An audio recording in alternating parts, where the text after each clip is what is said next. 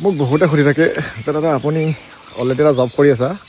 তো এতিয়া আকৌ কিয় দৌৰি আছা আৰু কিয় এপ্লাই কৰি আছা তো কথাটো কোৱাৰ আগত এটা বস্তু দেখাই আছোঁ চাই লওক হা তো এই যে জেগা দেখিছা ন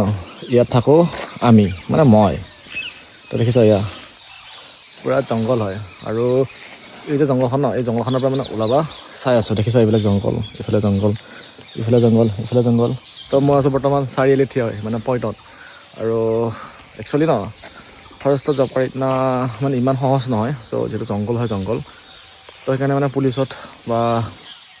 বাকী পুলিচতে ক'ব লাগিব বা জেল ৱাৰ্ডাৰ হওক সেইবিলাকত মানে এপ্লাই কৰিছোঁ এইটো কাৰণত এই জংঘলখন থাকিব মন নাই মানে জংঘলখনৰ পৰা ওলাব চেষ্টা কৰি আছোঁ তো সেইকাৰণে এপ্লাই কৰিছোঁ দৌৰি আছোঁ তো বেলেগ ৰিজন একো নাই বাকী সকলোতে চেলাৰী একেই হয় খালী মাত্ৰ জংঘলৰ কাৰণে মন নাযায় মানে তো সেই আৰু